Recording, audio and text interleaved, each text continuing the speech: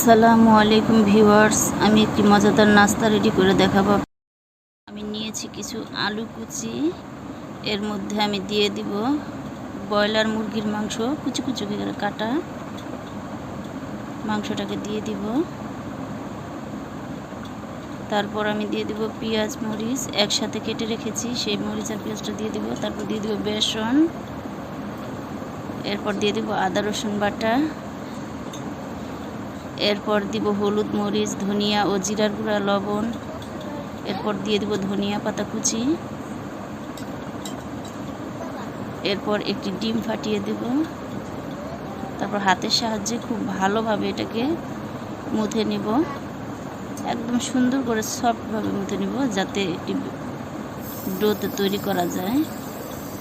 যেমনটা দেখতে পাচ্ছেন ঠিক এইরকমভাবে করে নেব। হ্যাঁ, একটি প্যান বসিয়ে দিয়েছি, এতে করে প্রত্যেকটি বড়া আকৃতিতে করে ভেজে নেব।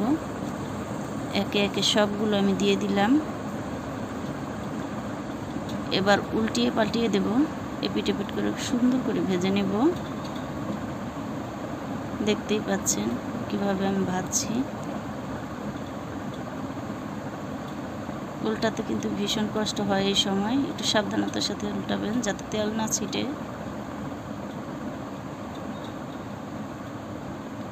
যখন বাদামি কালার হয়ে যাবে ভাজতে ভাজতে ঠিক এই রকম, তখন নাস্তাটি তুলে নেবেন।